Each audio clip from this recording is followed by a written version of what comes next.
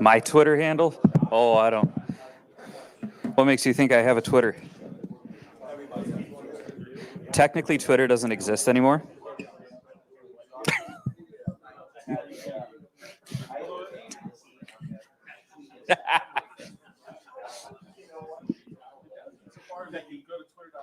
It's I'm not giving it out. Did whatever they did to get my attention back. It's because he was kind. October 5th, something. Is there somebody out there who can know that? This guy.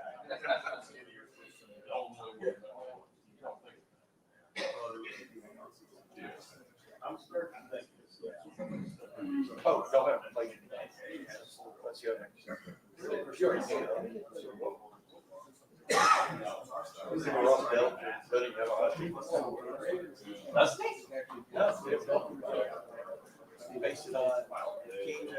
Well, that's fine. Check, check. I've never heard of that.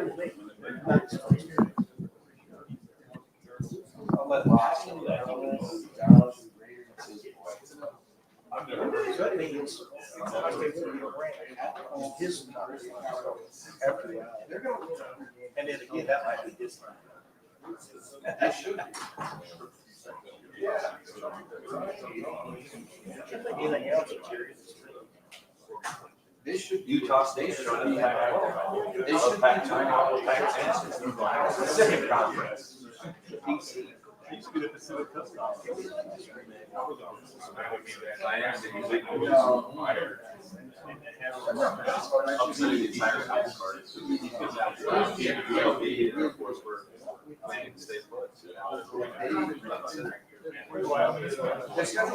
They were did the same amount last. Down to 6 of them now. Yeah. Do they have? They thought that they were at 8. You would only have they all signed up.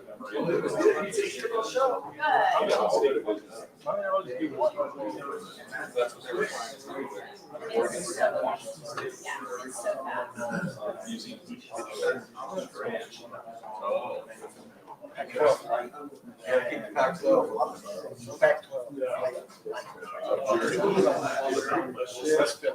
No,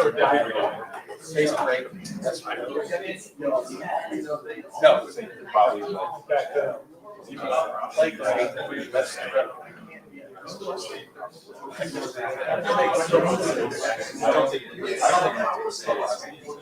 Yeah, the defense. It's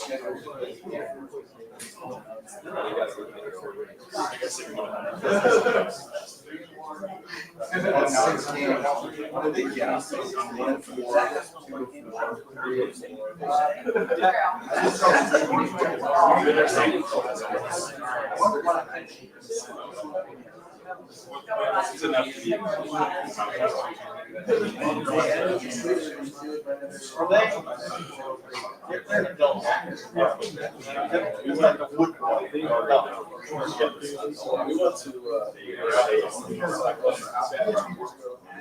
We were now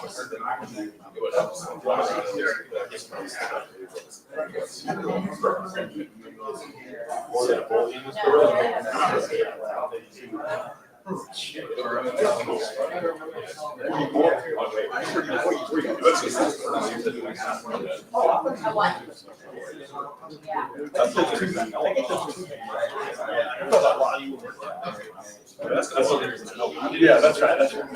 It was. I think he said it better. I'm thinking about it. Yeah, what not forgetting. Yeah. How you get him right? You're a finisher around the fire. Albuquerque. Yeah. I'm talking about they don't. People don't visit hospitals.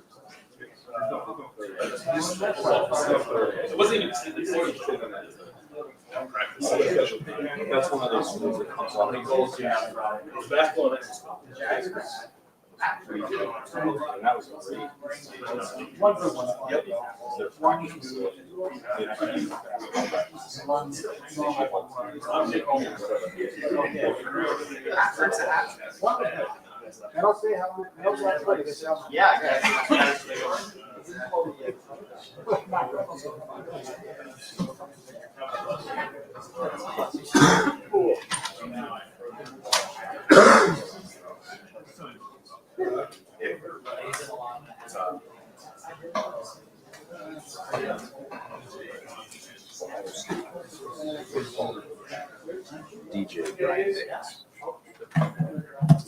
DJ Away Productions.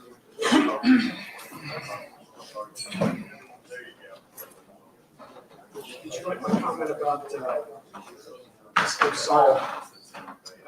Some of the reason he was banned was because of political posts, and I said, you can come back in mid-November. Well, maybe late November. Maybe.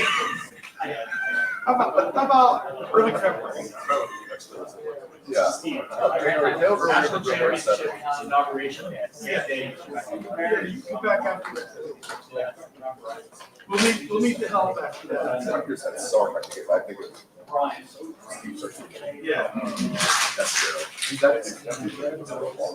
They didn't build many Oh, and maybe mad because of, other people pay their money and they get to say whatever they want. practicing. Yeah, but you don't. No, you get to say what they want about Paul. I'll be worried. That's like the one thing we're assholes Here's about. the thing, they do whatever they want. You can't. We should just tell them that. Yeah, you're right. We're letting everybody else talk about politics. You're right. Except for you. You're the only one. You're Los Angeles privileged.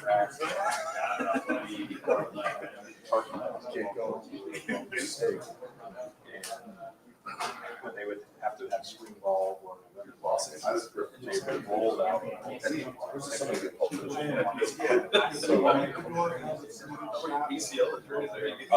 So many, so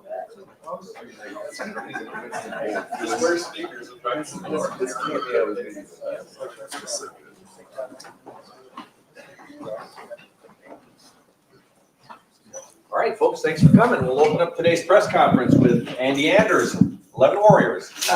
Looking back on the film, I mean, the run game schemes, I think one thing that stands out is the athleticism of the offensive lineman and how it's being used, pulling guys, getting guys in space. What have you seen just in that sense from the offensive line and the ability to make big runs by blocking guys in space that way? Yeah, I don't know if we're going to make any, conclusions off of, the first couple of games, but, you go off of what you see on film. And I think guys, first off, are playing hard. They're running to the football, but they're getting to the next level better. I think you've seen that on film. Guys are getting up to the second level better on a few of the stuff, that we had organized for this past game. And you're seeing pad level lower, and guys are rocking off the ball, and I think the running backs are running hard. But I don't think we're in any place right now to make any judgments on where we are. But that was what we did on Saturday. Far left, Joe Nugent, WCMH. were you satisfied with the rotation at right guard? And is that something you can see doing moving forward? Yeah, I think both those guys deserve to play. I mentioned that last week, and they both did. We'll continue to evaluate it and grade and make sure, but we all know we're going to need these guys. And that's the thing, whether it's Trevion and Quinchon or Austin and Tegra. I mean, these guys are team players, and they want to win. It's the number one thing here. It isn't about statistics or anything like that. And there'll be plenty of snaps to go around. We know that. So this week we got a new challenge ahead of us, conference game on the road. So those guys will help each other, and we'll see how this week of practice goes, and as we get closer to the game, put a plan together. Far right, Cameron T. Robinson, The Athletic. Brian, when you look back at the film or even talk to Jaden, what did you see that went wrong in his kickoffs, and how do you evaluate that going forward? Yeah, I just talked to him about his mindset, and he gave me some information just about a little tweak that he had, and he's either has to make the correction or has to communicate to us that there was an issue. So talked to him for a while though about that and how much we need moving forward. Tweak, injury, or just something he changed in his way? Yeah, he felt a little something somewhere early on, and wasn't able to quite make the adjustment from there. So nothing long term or anything like that. Far right, Adam King, WBNS. Coach, getting ready to go on the road for the first time, how much does changing, going downtown before the home games help get you prepared, or does it at all to go on the road? How do you change your weekly thing as you get ready for conference play on the road? We try to keep it as close to our normal routine as possible. I would say that, we do have a little bit more of that feel when we're downtown, that we're on our own and a little bit more isolated, which is good. I think it avoids some distractions as much as we liked being here on campus. But this is new. I mean, you're going on the road in a conference environment. I'm sure they'll have a great crowd, night game. They're playing good football. So, we've got to, face our first challenge on the road. And that comes with, a lot of different things. And like you said, new traveling and, handling the crowd noise and all the above. So good challenge for us. We're looking forward to it. Right next door, Dave Holmes, WSYX. Yeah, so Michigan State's had 3 close games. You guys obviously haven't had one. I know the goal is not to play a close game. You'd rather win by 40 or 50. But how much does the experience of a close game matter, and how do you simulate that with your guys when you have an experience in real time? I think when you have a young team, I think it's significant. I think our guys have played a lot of football and been around a lot of games, different styles of games. So, we should be able to adjust pretty quickly. Front row left, Dave Biddle, 24/7 Sports. Back to right guard for a moment. When you guys are making a decision like that to rotate, how do you balance, we want to have cohesion up front with the same 5 guys, get Tegger as many reps as possible, getting Donnie back, with also wanting to build that depth of getting Austin in there. You know what I mean? Yeah. And I think, giving both of them a chance to catch their breath for a series or two is actually a good thing for a young player. So we look at that during the week. We'll rotate those guys during the week so that there's chemistry between Josh Fryer, Seth, and both of those guys when they're in there. And I think when you practice that way and then you play that way, there isn't all of a sudden like this chemistry issue or anything like that. As long as whoever's not in the game is really, focused in, seeing the plays on a tablet, seeing the adjustments in real time, I think that's good. And I do think that is a benefit to having the tablets is, although they're not in there getting the rep, they can actually see what happened in the last series and make any kind of adjustments that are going on in game. Just a quick follow-up. Is Tegger definitely the starter there, or is it a pretty good battle there between him and Austin? Or yeah, we're going to keep moving forward just like we just did and let these guys both play. And as of right now, Tegger's going to start, but they're both going to play, and I think they're excited about that. And I do think it's good for them, especially early on, to have a series to catch their breath and then get back in there. Dylan Davis, Delaware Gazette. Devin Brown got a chance to get in there and throw the ball around a little bit. What was your assessment of Devin and how he played? A couple, the third down conversion was good. He did miss a couple throws, so probably not as much in the game to really make a huge evaluation on. But every play is an evaluation. We're trying to build that depth, and so the development has to keep coming in practice, and we get in there in a game. We want to move the ball down the field and score touchdowns. Conference play, these chances to get these guys in the game might be a little bit more difficult to come by. Is Devin still your unquestioned number 2 quarterback right now? Is that a competition at all still? Guys are competing every day in practice. He would be our number 2 right now, but yeah, that's across the board. Everyone's got an opportunity to compete, and there's 5 guys in that room that want to get out there, and so to say they're not competing every day wouldn't be right for them. They got to come and bring it, and so we'll have opportunities today this week in practice to evaluate them and kind of see where we go. But right now he is our 2. Right behind him, Andy Backstrom, Letterman Row. Yeah, Ryan, what makes Carnell so valuable when the ball isn't in his hands? Like whether it's perimeter blocking, pre-snap motion, it feels like you guys lean on him for a lot. Just what makes him so valuable in those situations? His accountability is tremendous. His blocking, his attention to detail, like you said, his route running, the precision of his routes, and he's had a great guy in Emeka to look up to. We saw Marvin work last year, but he's carving out his own legacy here.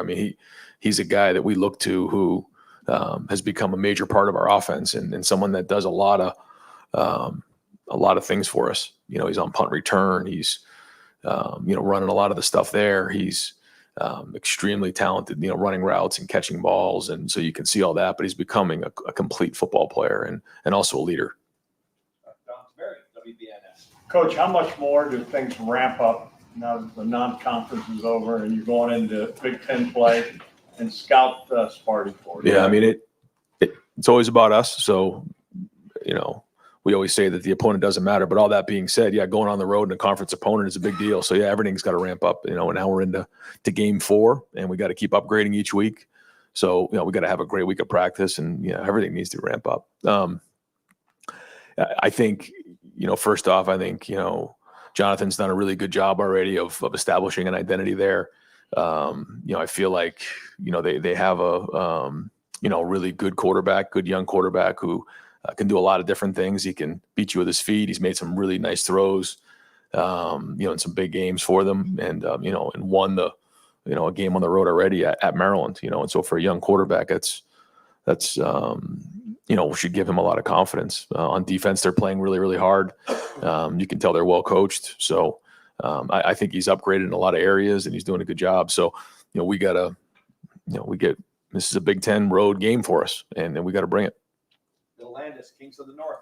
Right, you guys have been really explosive passing, just only got a lot of short stuff, screens and slants and all that kind of stuff. As the offense continues to evolve, would you like to see more vertical shots in the offense, or are you pretty comfortable with where you are now and how kind of precise you've been on the short stuff? No, it's a good question. I think we want to always, be able to run it right at you, run it outside, run it or throw the ball, horizontally and throw it vertically. And when you can do all those things, you're putting the defense in the highest amount of stress as possible. And a big part of that, though, is what the defense is giving. If they want to play, real deep and keep it in front, then we got to do a good job being efficient with those. If they start to challenge a little bit more, then we got to get behind them and run by them. So if you can do all of those things along with, in the run game, have the quarterback involved with it, again, we feel like that's putting a lot of stress on the defense. And but the key is, when they take away something, can you get to the next thing? And that's what's important. But we've worked hard to try to make sure we have diversity within the offense.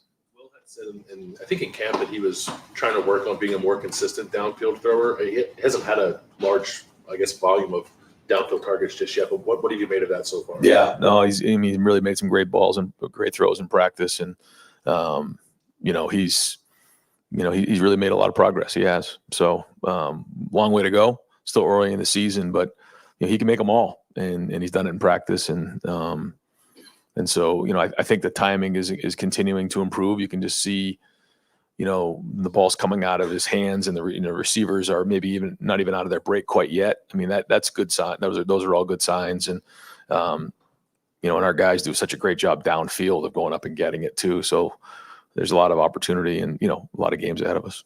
Tony Girdman, Buckeye Huddle. How much feedback do you get from Will during the week? I know you'll ask, what do you feel comfortable about? But in terms of who he wants to get involved, or, what he's seeing from his teammates that, maybe he's giving feedback on them, like, can we get Carnell involved, stuff like that? We always want to make sure that we're getting everybody involved. Now, a big part of that is, whatever it takes to go score a touchdown. I mean, that's the number one thing here. But, we want to put stress on the defense. How do you do that? You spread the ball around. So that's something we just do naturally. But there's a lot of conversation on a daily basis during the day, conversation on the field, conversation after the field, text messages at night, those types of things. But most of the conversation is between he and Chip, and, in those meetings, but I'm right there as well. It's great because Chip brings such a different perspective to the table for us. But at the same time, there's certain things that, we've seen over the years that we know show up in some of these opponents that we're playing, and what's coming down the road in the Big Ten. And Will has his own experience of playing in the Big 12 and those games. So a lot of good conversation there, and I think it's all healthy. Has that picked up since the season started, or was that something that's been going on, since spring, or like when did things really pick up in terms of the conversation? I don't know if there's any. I mean, it's always been good. I think as he's starting to learn the offense, he gets more and more comfortable. He's able to give more feedback on what he's seeing. And I think it's good to get in here and watch film on your own before the coaches even get to you. What are you seeing? If he comes in with some different ideas that are in line with us, then we know we're getting, the mindset correctly. We're teaching it the right way, and he's understanding it. So it's good to get some of his thoughts, on a Monday when, he's watched the film fresh. Pat Murphy, 24/7 Sports. Right, we haven't talked a ton about tight ends, but you guys are obviously using a number of them. How, to the average person, it may not come across, but how impactful are they in terms of what you guys are doing offensively? Well, I think, the tight end position here is critically important because it can put a lot of stress on a defense in different ways. The running and the blocking and the pass catching and all those different things can really create a mismatch for us. And when we're able to get in and out of personnel groupings, we feel like that also gives us a little something. So we're always talking about, how do you put stress on the defense? And this is another way for us to, to try to do that by changing up these personnel groupings, and having tight ends that can do multiple things allows us to do that. Stephen Means, Cleveland.com. Spring was interesting for you having to make some hires at times that you necessarily don't have to make hires. How well did you know Carlos Loughlin, if at all, before that situation arose where you had to go find a running back? The first time I met him was on a Zoom call during an interview, and we had interviewed, Chip and I, several candidates. I think he might have been 8 or 9 or 10 or somewhere along there, and he almost interviewed us. He had a presentation ready. He gave his drills. I think we said hello and he ran it from the rest of the way. And it was like, this is our guy. He was tremendous. And then shared with us his story. Now, we had done a little background, but to hear the whole story of how he got into the game and his passion, and, he knew everything about Chip. He knew everything about me. He had knew everything about Ohio State going into the interview, and it was just really, really impressive. And, when it came to like the run game, identifying, what the blocking schemes were like, how the running back runs, in these type of run schemes and what he's looking for, and then how does he drill it, and mindset, mentality. But of all the things that I liked the most, it was his mindset and his mentality. See, there's a lot of guys on offensive staff where you did have prior relationships with them before, obviously in different roles in your life, right? With him, it just seems like outside guy, you needed to go find a running backs coach. And as you're talking about, that guy just wowed you away. Having that guy who maybe doesn't necessarily think the way a lot of you guys do, how has he added to the room overall when you guys are sitting in those offensive meetings right now? I think some people ask, what are some of the things that you've learned? Every year you learn more as a head coach. And, I didn't know Jim Knowles when I hired him. I had never met him before. And the same thing with Carlos. And I think what you want to do is you want to go hire the best fit, but you got to hire the best person for the role in that time. And so you got to be thorough. And sometimes it takes more time to make sure you bring in the right person for that spot. And we felt like Carlos was that guy. But I think anytime you come in with a buy-in, but also a different perspective, it's healthy for the room. Ask questions, challenge. Have you ever thought about doing it this way? This is the way we've done it. Show you some clips of film, just to kind of splash the water, I think is great. And I think early on, you got to kind of learn the way that it's, our system works, which he's done a great job of. But even now, just gives little ideas here and there out of practice of things that, he's done at some of his prior stops. And that's all really, really healthy stuff. It just gives you perspective too. Spencer Holbrook, Letterman Row. Brian, we talked so much about the interior of the offensive line, but what have you seen so far from Josh Simmons? I'm sure it's good when you don't hear much from the left tackle, but he's been penalty free through 3 weeks. Yeah, I think Josh has played much more physical. He's finishing to the ball more. He's finishing to strain more. He's put more time in studying. He's a year into the system. So, we're counting on him to, be, the left tackle that we need to go reach our goals. Still early, but you're seeing progress there. Stefan Kreisnik, Cleveland.com. You ready, Paul? Yeah. Okay. With Travion and kind of the combo that he's had with Quinn Sean, where have you seen him kind of growing? How do you think he's kind of embraced the role of splitting the reps more? I think they've both been excellent. Yeah, and I think that's people ask all the time, but they pull for each other. And you can see in this game, they both had great games. They both were the player of the game on offense for us. And, when Quinn Sean's got a great run in front of the team, Trey's cheering him on and vice versa, so they know what a long season it is. And I think they both make each other better.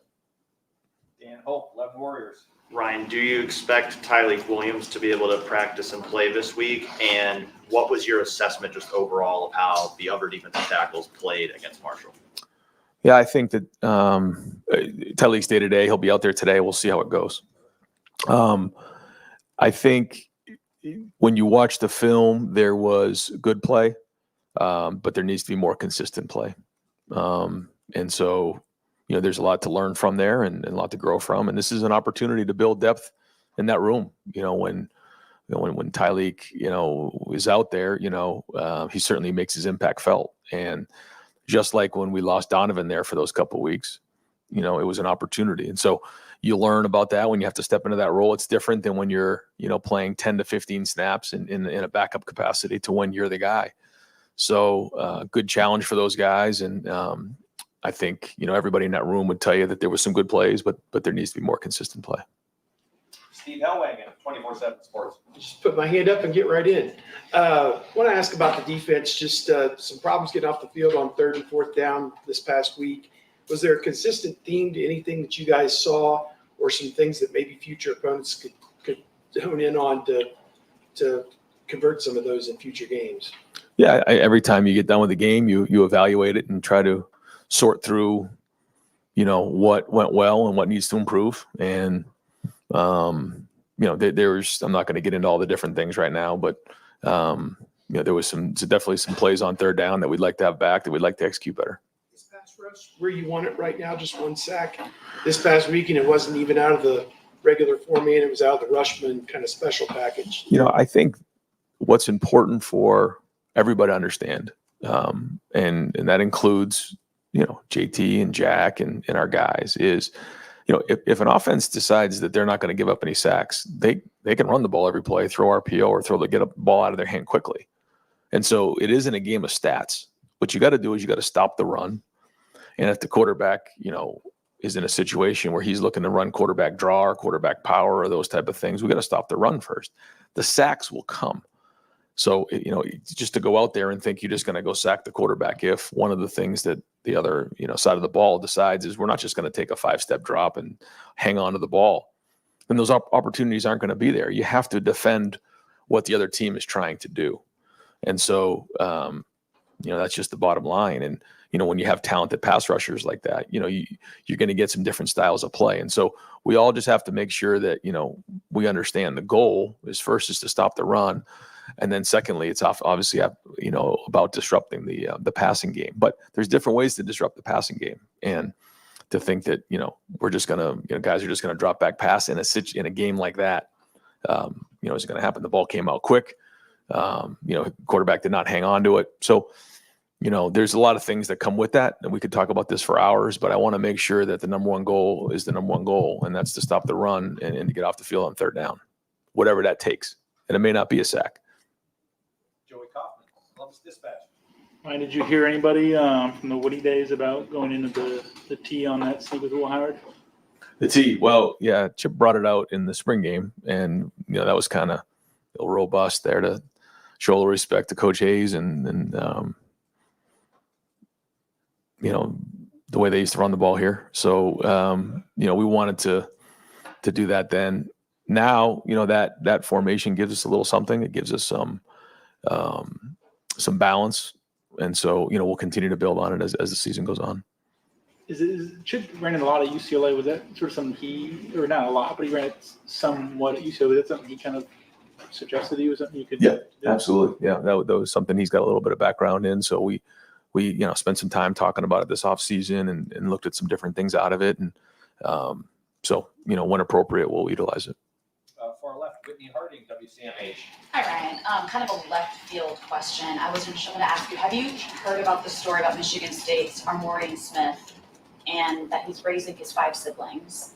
I mean, it's just a truly incredible story, and I was wondering what your thoughts were on, what these kids on a regular go through. Right. And the extra time that he's putting into all of this. Yeah, I was told secondhand a little bit. I don't know all the details, so it'd be hard for me to comment on it. But I certainly, what I've heard, have a lot of respect, for that situation and understand the challenges that I can't imagine what that challenge is like. But and everything that it sounds like he and his family have gone through. So it's one of the things that kind of gets lost a little bit. Is that, these are young men and not everybody's has the same family situation or dynamic. And that's why we always have to make sure we focus on, one of our goals here is to raise great young men and to be supportive and those type of things. And so, again, I don't know all the details, but certainly, have a lot of respect and I've definitely thought about what that means for he and his family. Austin Ward, the podcast. Ryan, just last week, you were in here talking about with the tackles that, Caden and Will, Jason might have some opportunities. And I don't know if it was a challenge to them for Saturday or if you thought those guys were ready to take on more reps. Did what happened Saturday, I don't know, trouble you at all with the depth? Is that just a product of being out there for the first time? Was the depth, is it not where you guys really want to tackle? I'm throwing a lot out there. No, I know. You're trying to figure out what was the evaluation coming out of it. Yeah, I get it. I think, again, it was a mixed bag. Do we want to see more consistent play? Yeah, we do.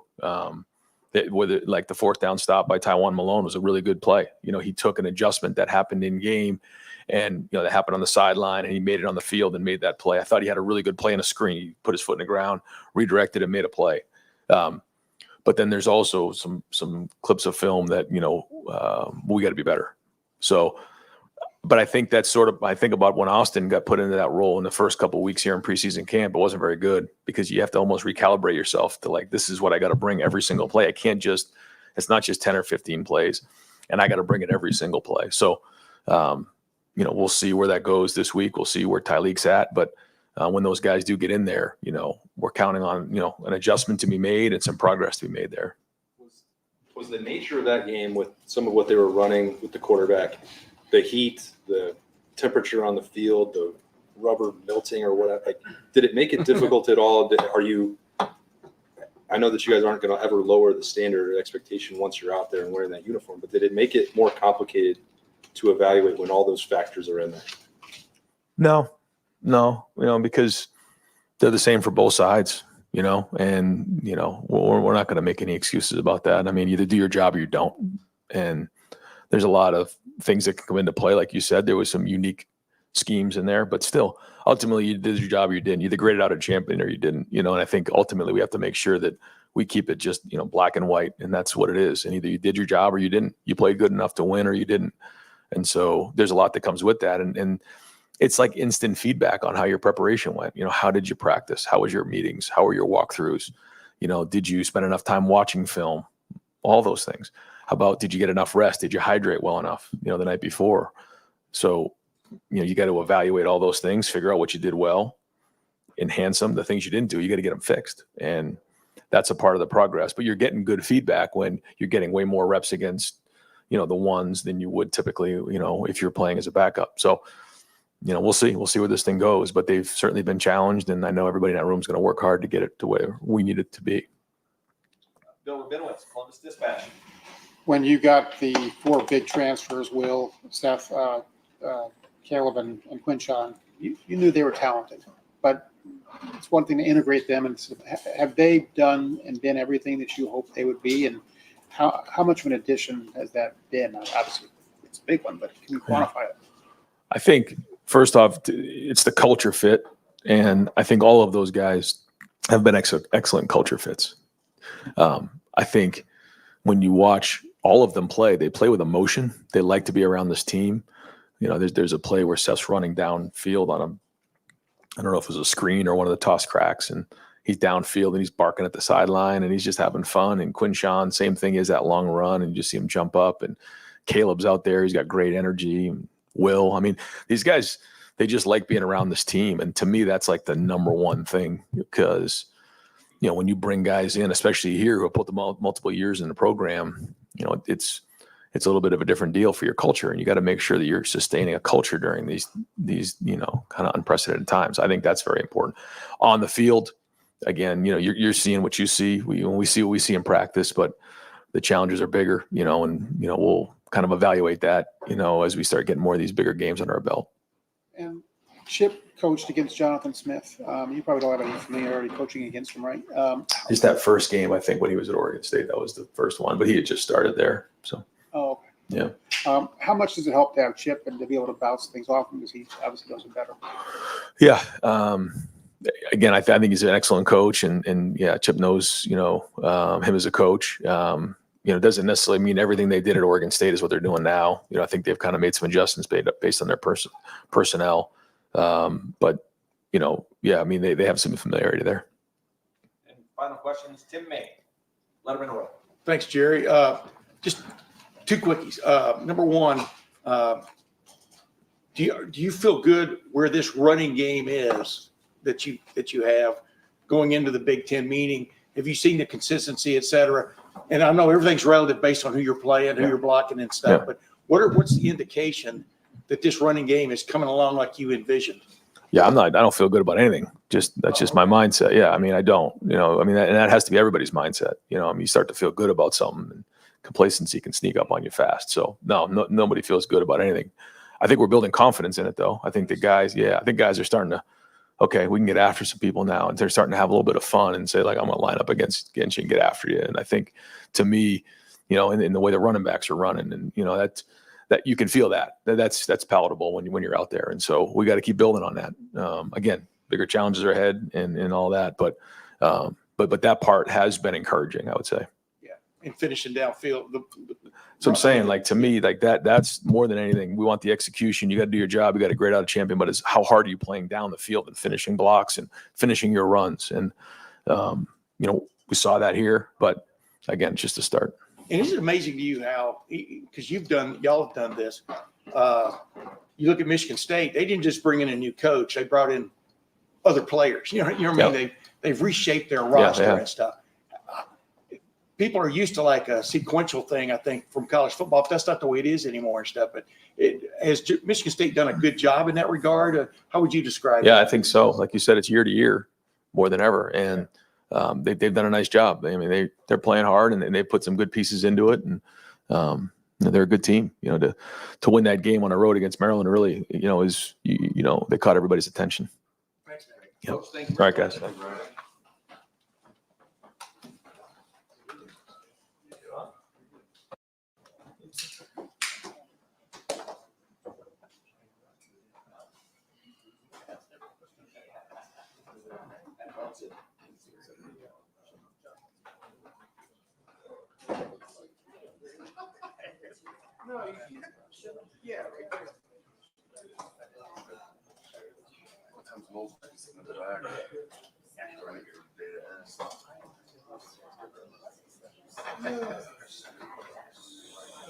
Mike, you good with Knowles? Yeah. And then Will? I got the mic list.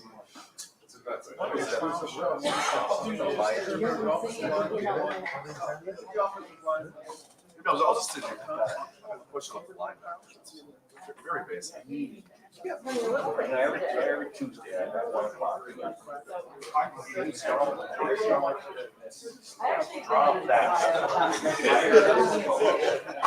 I don't go back to national. Take away bonus.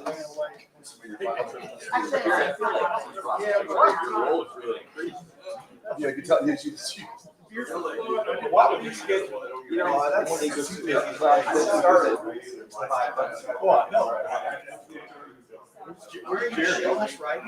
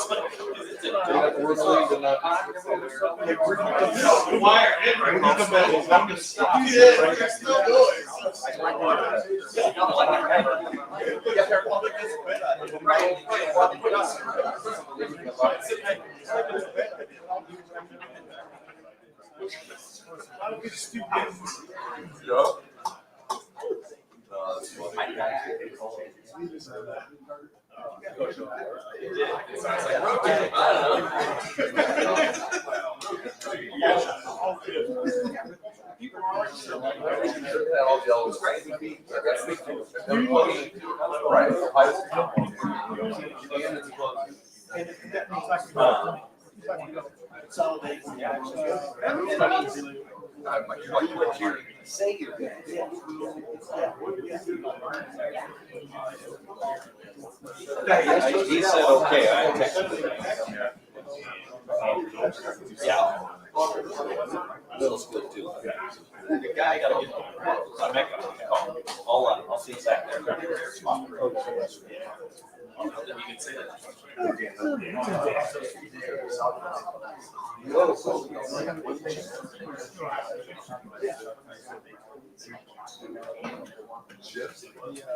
Jim?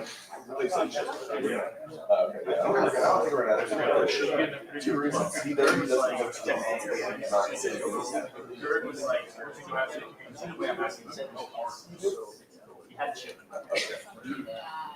No, shut up. No, shut up.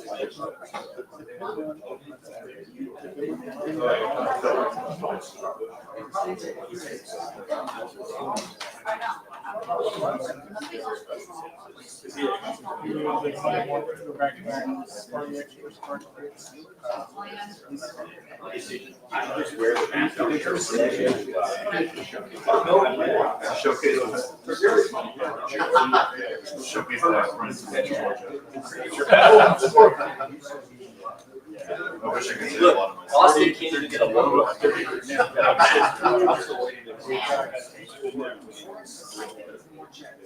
He's got the shirt, he's got to go buy the patch.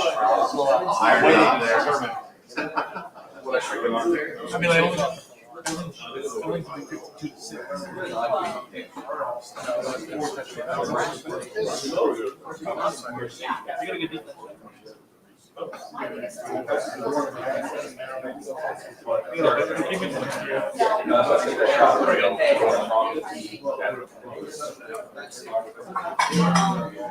The old curve.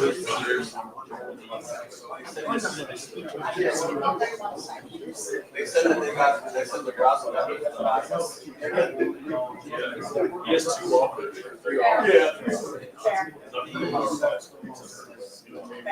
You want me to get out of The rest is going to roll out that 5 rolls and 280 pound.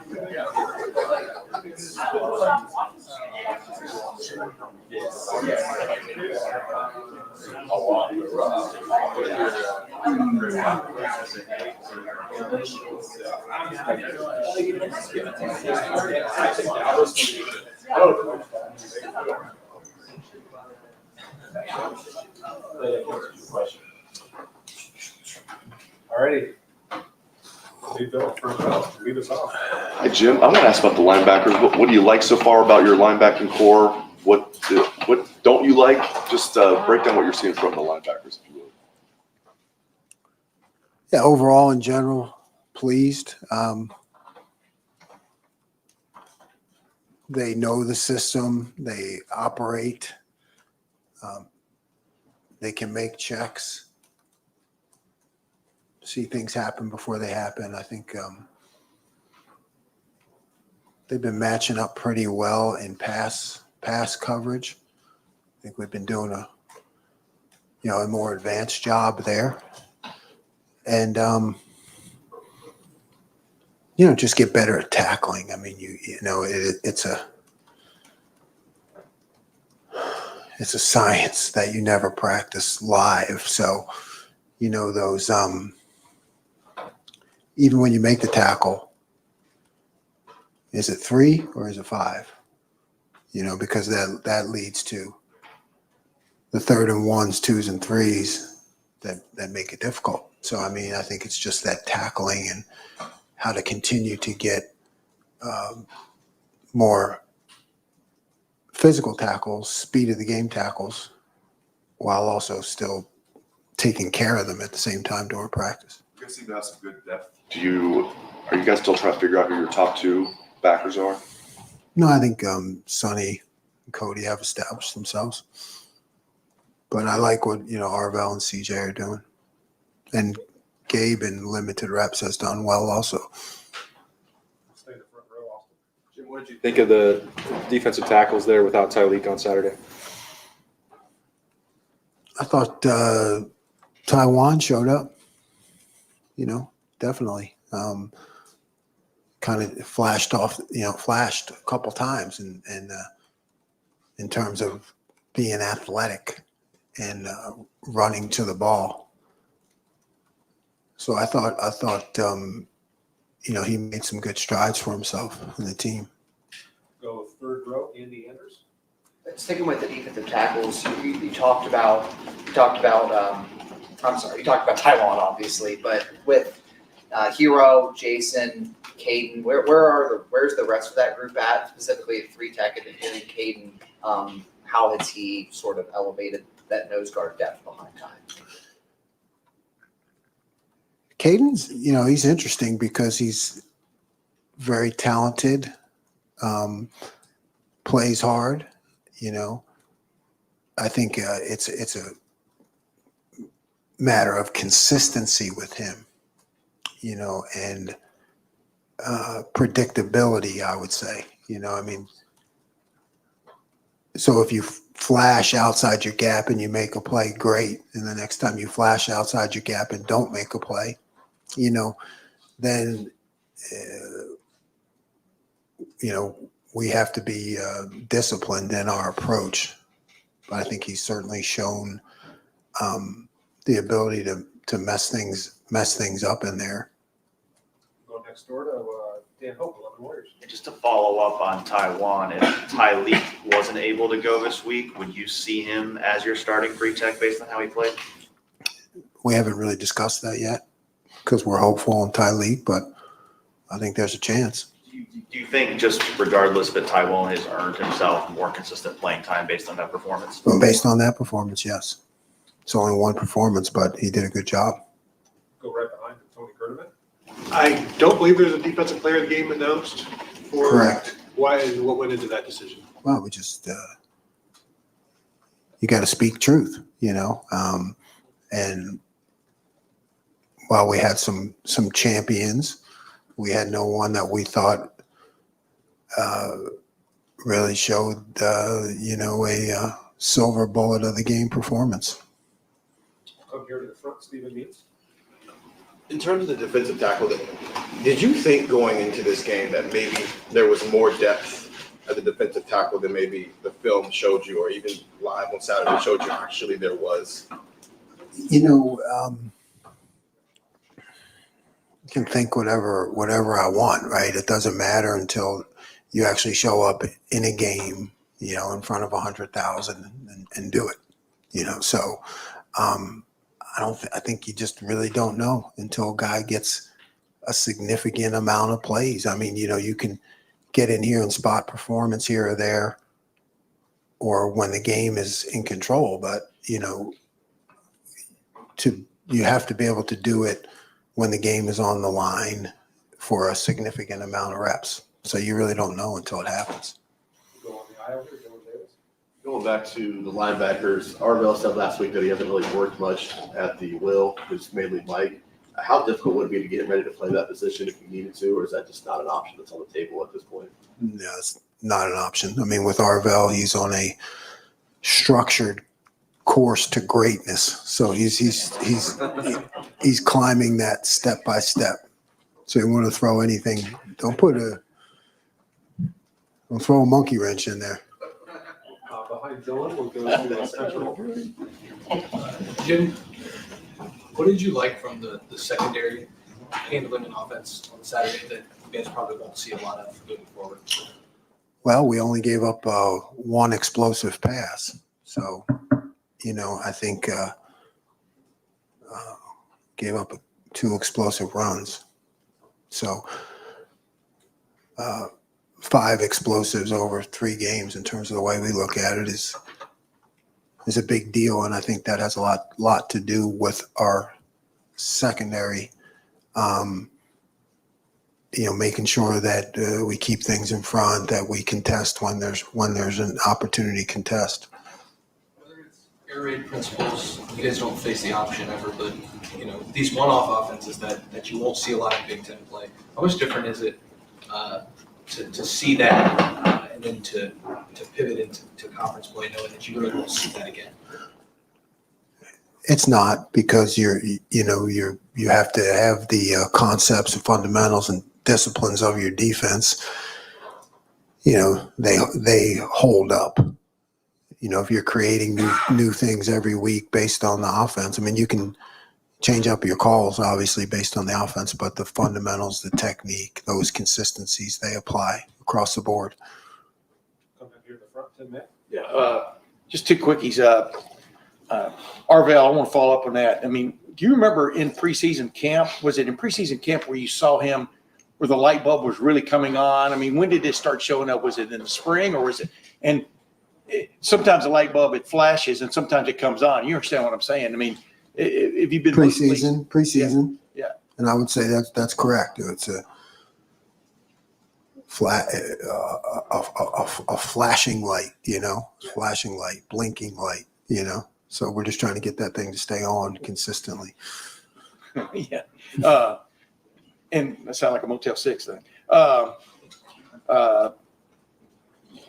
You called out an all-out blitz, basically. I'm, you know, for one of another term, on one of their touchdown drives. Didn't quite get there. They converted, or it looked like an all-out. I mean, CJ hits up the middle, things like that. I mean, I want to get in your head a second. When that doesn't quite work, do you put it away for later? Do you go, well, somebody's already seen that now, we can't do that, the way they picked it up? How do you operate in that regard? Yeah, you definitely want to stay multiple in those aspects. So, you know, you have, again, it's not impossible, but I think when you're creating new things every week, you know, that's not as good as like kind of already having a toolbox. So you're right. Yeah, you have a bunch in the toolbox, and maybe you pick one, and then you say, okay, I'll run a different version of that next time. Yeah. Go right next door, Joey Kaufman. Jim, it looked like Sonny was wearing the green dot on Saturday. Did he also do that against Western? And is he going to keep wearing that with even Cody back, or how does that go? I can't remember if he did that against Western. I really don't know. I think Cody had it. That's what I thought. So it went Sonny, Cody, Sonny. Yeah. I think that can kind of flip back and forth. I think the more experience you get both those guys doing it, the better, you know, and because one goes down, the other guy does it. But so I think that can remain fluid. Is that kind of the goal? Yeah, the goal is to have, we kind of rotate it around, you know, and so they both can do it. Next to Joey, Bill. We all know how talented Caleb is. He hasn't had a chance to kind of make that signature play. It just hasn't come to him yet. But how impressive has he been, even if he hasn't kind of had that signature play? What has he added to this defense? Yeah, he's just, like I've always said about him, you know, professionalism and seriousness to his work, you know, and coachability, you know, just makes mistakes. He's human, you know, but he fixes things. So the slight nuances that we do week to week, he picks them up like that, and he's real serious about it. I think I asked you last week, basically your defense has played close to perfect. You were like, I don't want to hear it. The fact that you had some issues on Saturday is actually, from your perspective, a healthy thing where you can say, look, there's a reason that I can't let you get complacent because we did screw this up. We did screw that up. Mhm. Is that a good thing heading into especially Big Ten? No, play? it's never a good thing. It's not a good thing, you know, but you have to make the best of it, you know? So it's learning experience, you know, everything happens for a reason. Okay. This happened. Here's how we didn't play it right. Here's how we have to play it right. So we learn from it. You know, you learn. I think Bear Bryant said you learn a lot from a loss. We're not allowed to lose around here. So, but you learn even more from, you know, a win where you don't play your absolute best. So it's probably where you're heading, but I don't ever think it's a good thing. You just take what you have and make the best of it. Frustrated Saturday? Was I what? Frustrated Saturday? Yeah, a little bit. Yeah. I mean, our expectation has to be perfection and domination all the time. I thought we had a slow start. I thought I could have done a better job. And then you get in the start, but you get into those situations where it's like 3rd and 3, 3rd and 4, and you kind of scramble around and and you don't get off the field, on the 3rd play or the 6th play.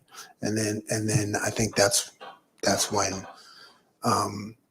you get into trouble. You get off the field that first 3rd and 3 or even the 2nd third. I mean, maybe you may not see those 2 touchdowns. I mean, it's just kind of the way the game rolls, which brings up the importance of getting off the field 3rd down. The second half. I mean, you know what I mean? That was a totally different. Yeah, we did what we're supposed to do. All right, we got the last question, Cameron T. Robinson. Jim, kind of going back to something you said about Caden, you mentioned sometimes he'll flash out of his gap and make a big play, and then next time they flash out of the gap and something happens. And this isn't particularly about Caden. When you see guys make a play outside of maybe the gap or the role they're supposed to be in, how do you balance that with them in the sense of, we like the play you made, but that's not what exactly you're supposed to be doing in this scheme of what we're doing?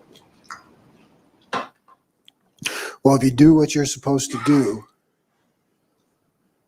and then when you flash to do something else, you make the play 100% of the time, I'm cool with that. Thank you. All right.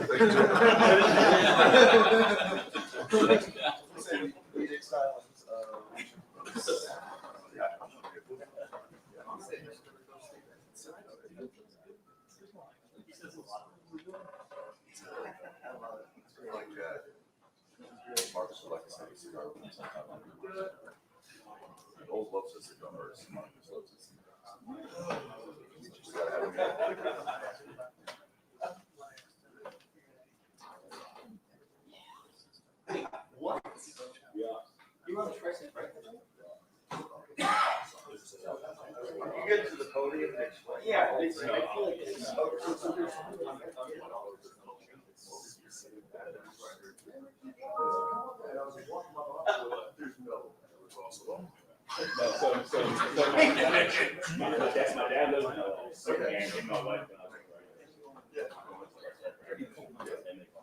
Did you win? I know. Well, and it airs today. I was 3-1. What was it? You got to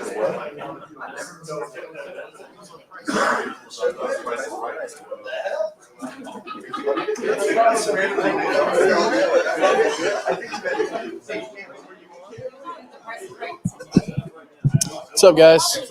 How we doing? Good, good.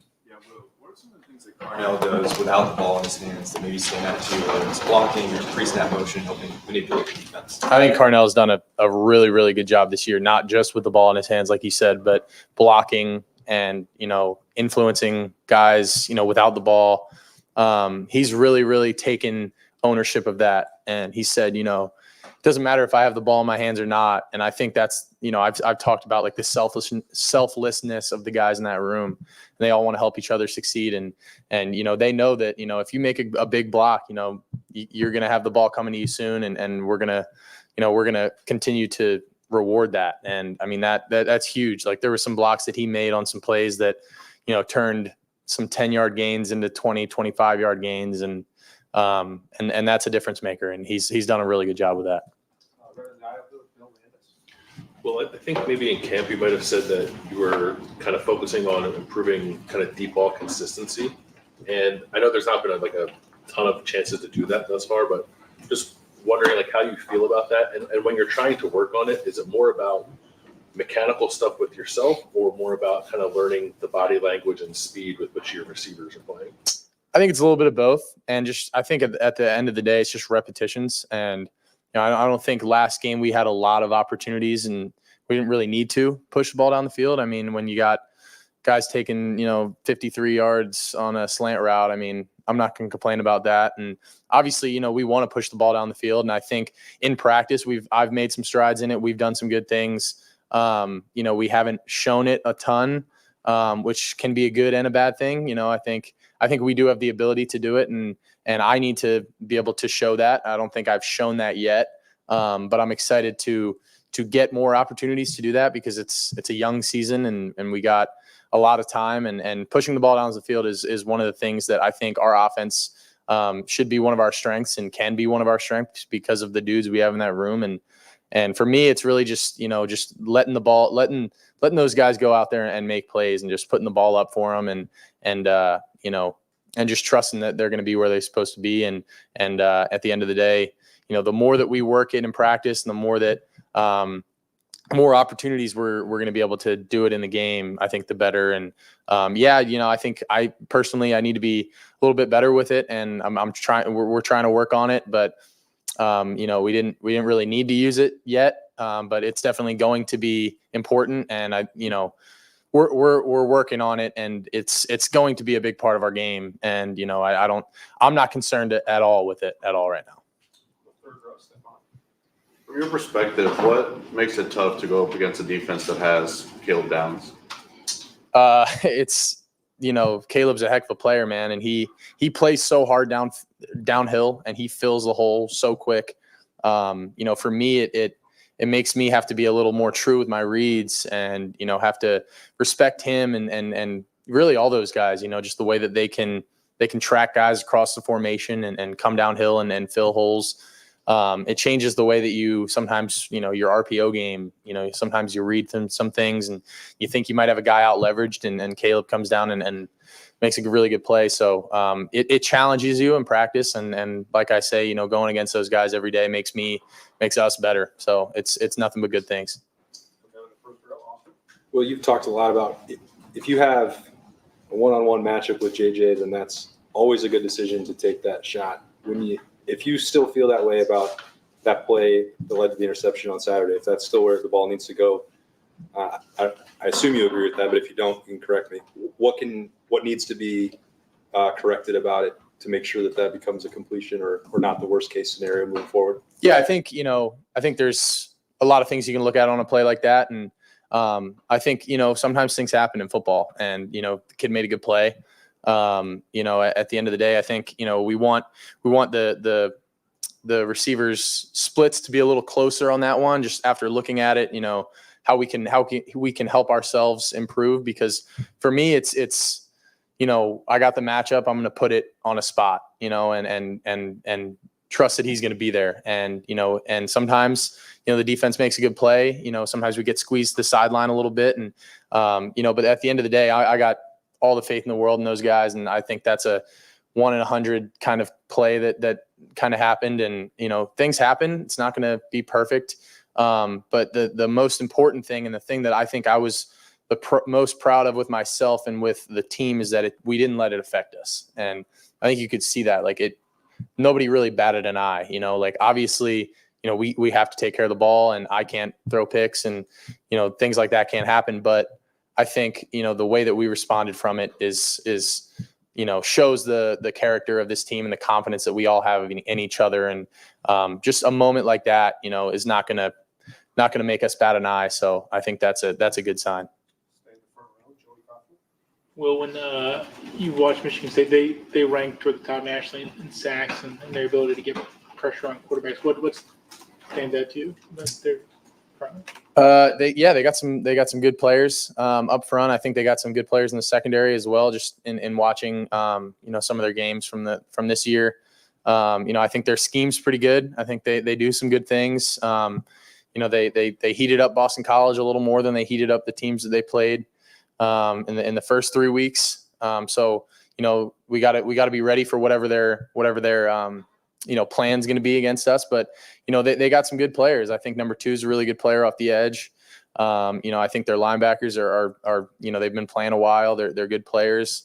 They're instinctive. They play downhill really well. But, you know, I think we got some things to, you know, try and get them confused, get them out of gaps. And, you know, I got all my faith in the O-line, and I think, you know, they're up for the challenge. I know it'll be probably the best front that we've seen so far. But, you know, I think we go against the best front in the country every single day. And I think that, you know, helps our offensive line. And I think it helps all of us to, you know, just be ready for anything. you and Caleb and Quinshawn and Seth all were accomplished players, and you played well here. Just can you describe the challenge, if it even was, of integrating into this program, because you came from different places, different philosophies, whatever, but it seems like it's been pretty seamless. Yeah, I think that's a credit to the people in this building and the people that, and the people on the team, the players. They all took us in and accepted us as one of their own, from the very start. And that is something that will be forever eternally grateful for. There wasn't really any pushback. There can be bad blood sometimes when new guys come in, and people can think that we might have big heads, but I think we all came in with the right attitude, right mindset, and we all knew that we were on the same page and that we were all here for the right reasons. And I think when we all step back and kind of look at it, I think they wanted to bring in really good players, but I think they also really wanted to bring in good people and good character people. And I think they did a really, really good job in finding some really good people, not only good players, but good people. And, when you have a tight, locker room like we do, it makes it easy for guys like us to come in and just be a part of something. And it's a blessing, man. It truly is a privilege to be a part of this team. And, I'm thankful for the guys for, bringing us in, even though, we've all came from our different backgrounds and had a lot of different experiences. And I think, all that's valuable. But, they really respected us and treated us great. And I'm just really thankful for all the people in this building and all the players for helping us transition into this place, so seamlessly, like you said. We're kind of building off of that. Your leadership, I'm sure you get here in the spring, you're trying to settle in, get used to all the new. Now that you've gone through 3 games, you've gone through fall camp, how have you seen your leadership grow through the team, and how would you describe yourself as a leader? Yeah, I think the way that I work, I'm an encourager. I'm a positive guy. I want to, obviously you're not going to be able to be positive all the time, and sometimes you gotta pull people along. But for me, the way that I look at things, man, it's like we're out here playing a kid's game. We're having fun. We want to have fun with this, man. Like at the end of the day, we're all together for the same purpose. Like smile a little bit, have fun. Pick your brothers up when they're down. Encourage them when they make a great play. I think that's the way that I kind of go about things. And I think, after the first 3 weeks, I think my leadership definitely I've just gotten more comfortable in the role. I think we've just became, I think the more that you play and the more that you go to war with your brothers, man, the closer you get. And I think this team's just continuing to get closer, and we all trust and respect each other. And I think, once you're able to actually get out there on the field and show them what you're able to do on the field, like, that trust and that respect is there a little more. And I think through 3 games, I think we've done some good things offensively, defensively, special teams. There's obviously way more to clean up. And, I think that's the exciting thing is we have so much more to get better at. But for me personally, being a leader, I just want to continue to be a positive force for this team and encourage my teammates however I can. Kind of a two-party here for start. Have you noticed teams adjusting to the fact that you are a threat in the run game when you guys are on some of those RPO stuff? And also, I'm sure you've been running RPOs for a long time now. How soon in your career did you get comfortable running RPOs and operating in that? Yeah, I think I don't think I've really shown much in terms of my running yet. I don't feel like I at least have put on tape that I can run much, and I think I'm excited to do that. So I don't know. I think sometimes you look at some teams and the way that they play their DNs or the way that they, scheme up some of their blitzes can be pretty evident. Like, hey, we don't want to, watching Marshall play Virginia Tech, like that quarterback's a running quarterback. Kyron, he's going to tote the rock. And they were clearly trying to take that away. I don't think they did that necessarily against us. There were a couple times maybe I, burst it off a fake and bring guys with me, but that's just what I want to do as a part of my job. But I think there's a lot more opportunities for me to show that and for defenses to respect that. And I think, in just the RPO game overall, I think the overall message of, just getting comfortable with RPOs, like, I think it just takes time. And, the older I've gotten, the more I've seen these pictures and I've seen, hey, if they're going 3 buzz week and they're rotating a safety down into the box, and that's when I need to put the ball to Carnell behind him. Like, I've just seen that look, a million times. So the more you do it, the more comfortable you'll be with it. I think I really settled into that probably my 3rd year at K-State. I finally started feeling comfortable with RPO progressions and controlling guys with my feet, with the ball. And I think, the way that we're running our offense here, Coach Kelly's given me a lot of leeway to do that, with the ball, with my feet. And, I'm the run game coordinator at the end of the day. So I think it's been good. And I think we got more that we can show too. As somebody who grew up in this area, are you looking forward to playing a Big Ten game this week? Absolutely. I'm really excited. I like I said, I grew up watching the Big Ten. Spartan Stadium, cool place, man. I'm excited. I think it's going to be, a night game. It's going to be fun. It's going to be popping. I'm looking forward to it. I think it's a cool opportunity, man. And the non-conference games were fun, but we know it gets real, and in the conference, anything can happen. So we know every week we're going to get every team's best shot. And I know Michigan State's a good team, man. They're a hard-nosed, good playing team. So we're up for the challenge. We're looking forward to it. And I'm looking forward to playing my first Big Ten game. Yeah, just one quick follow, Will, about the run game. How important was it in these first 3 games to really establish Quinshon and Travion as the big play makers that they are? You understand what I'm saying? And and like you said, you've just dabbled in the run so far. What has it meant from a confidence standpoint to this offense? Can you tell a difference? Yeah, absolutely. I think, we've came out and showed how explosive we can be in the run game and the pass game, and I think that's a great thing. I don't think there's anything that we did to say, hey, we're going to put these guys in positions to look really good. I think they've just made those plays themselves. I think we're running our offense, and those guys are making some plays that they make because they're special players. And our O-line has really stepped up to the challenge. I think the last 2 weeks they played really well in the run game, especially. And I think, getting that run game started was really big for this offense. And because, the better you run the ball, man, it opens everything up. It opens the screen game up. It opens RPOs up. It opens the big play shots down the field up. It opens everything up. So, if you can get your run game going like we have, the better it is. And is there, from watching it, you've never played in the Big Ten, is there something different about football in the Big Ten? I mean, it used to be 3 yards of cloud of dust kind of feel for a lot of people when they would just lazily describe it. But what do you expect from a physical standpoint to be different? Yeah, I think every conference, has its stereotypes, if you will. If you're to talk to someone about the Big 12, you probably think, high-powered offenses, and you think SEC, it's big dudes. You think Big 10, it's running the ball down the field. Like, yeah, there's some of that. I think definitely, in the Big 10, like the dudes are big inside. Guys are big up front. Bigger than what I've played with. I mean, I've faced some pretty big dudes, in Texas and Oklahoma and whoever we've played over the years. But I think consistently the Big 10, you got some size, especially at the linebacker positions. Those guys are going to hit hard. They're going to come downhill. But I think at the end of the day, man, like it's football, and I'm not really looking at it any different. And I think the Big 10 is a really, really strong league, and we got a lot of good teams in it. But I think you can say that about a lot of leagues. And when you're at Ohio State, I feel like we have the talent and the ability we should beat everyone every week. And, that's the way that we have to look at things. And you know what, like, it doesn't matter who it is. That's the mindset we got to have. Thanks, Will. Thank you. Appreciate you guys. Go Bucks. Good. That wasn't you.